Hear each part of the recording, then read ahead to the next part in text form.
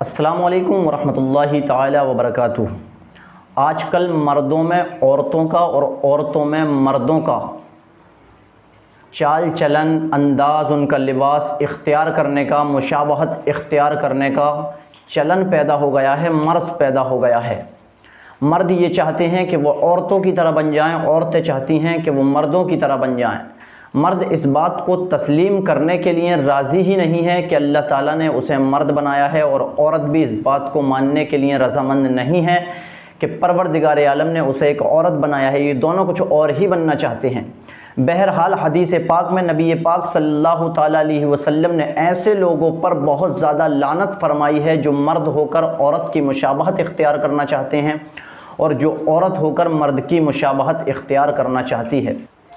حدیث پاک میں نبی پاک صلی اللہ تعالیٰ علیہ وسلم فرماتے ہیں کہ ہمارے گروہ میں سے نہیں ہے وہ جو مرد ہو کر عورتوں کی مشابہت اختیار کرے اور جو عورت ہو کر مردوں کی وضاقطہ اختیار کرے۔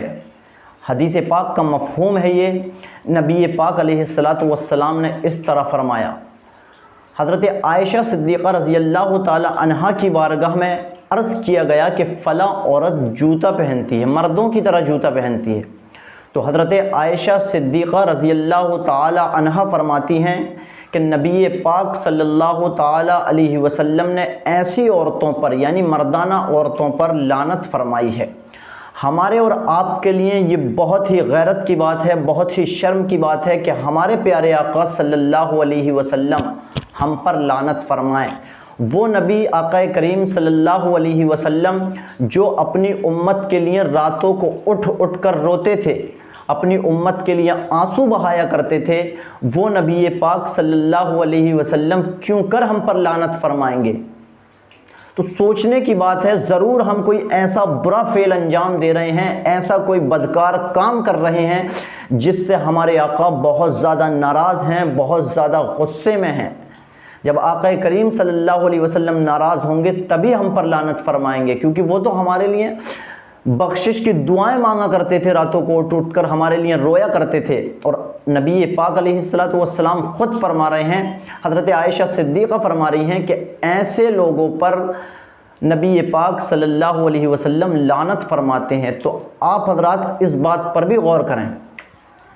خلاصہ کلام یہ ہے کہ جو عورتیں مردوں کی طرح مشابہت اختیار کرنا چاہتی ہیں، ان کی طرح لباس پہنتی ہیں، ان کی طرح رہن سہن کرنا چاہتی ہیں، تو وہ اپنے آپ کو اس سے بچائیں، اپنے آپ کو اس سے محفوظ رکھیں۔ اور جو مرد عورتوں کی مشابہت اختیار کرتے ہیں تو وہ اس فعل کو نہ کریں۔ دیکھیے بہت بڑا گناہ ہے، مرنے کے بعد میں یہ فعل ہمارے اور آپ کے لیے باعث عذاب ہوگا، باعث سزا ہوگا۔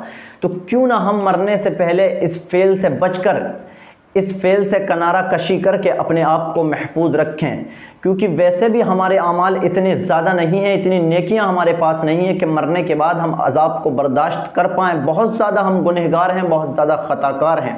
پروردگار عالم ہمیں معاف فرمائے گا تو یہ اس کی شان کریمی ہے۔ تو آپ حضرات ایسے کاموں سے ہمیشہ بچیں۔ کیا ضرورت ہے آپ کو؟ اللہ نے آپ کو مرد بنایا ہے تو مرد ہی رہیے، اور جس کو عورت بنایا ہے آپ عورت ہی رہیے۔ اللہ کی رضا پر آپ راضی ہو جائیں گے تو دنیا بھی آپ کی سنورے گی، آخرت بھی آپ کی سنورے گی۔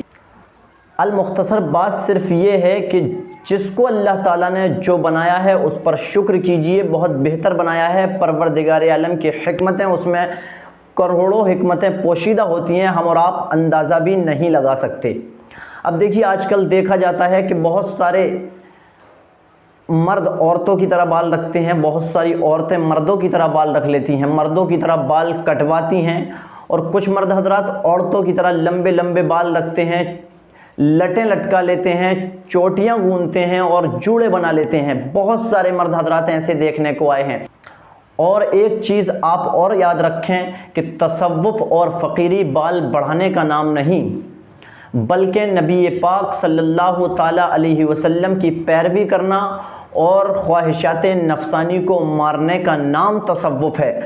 تو آپ حضرات ان تمام چیزوں سے بچیں، ایسے فعل میں مبتلا نہ ہوں۔ اس بات پر غور کریں، پروردگار عالم قرآن پاک کے اندر ارشاد فرماتا ہے کل نفس ذائقۃ الموت، ہر نفس کو موت کا ذائقہ چکھنا ہے۔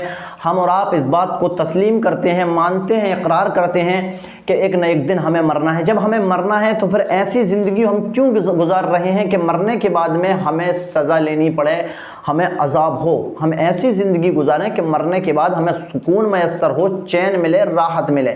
ہم زندگی میں کچھ ایسا کر جائیں کہ مرنے کے بعد میں لوگ ہمیں دنیا میں بھی یاد رکھیں اور مرنے کے بعد میں ہماری آخرت بھی سنور جائے۔ ٹھیک ہے، تو آپ حضرات سے امید کرتا ہوں آپ ایسے کاموں سے بچیں گے، ان تمام چیزوں کو چھوڑیں گے۔ اللہ حافظ، نیکسٹ ویڈیو میں آپ سے ملاقات ہوتی ہے۔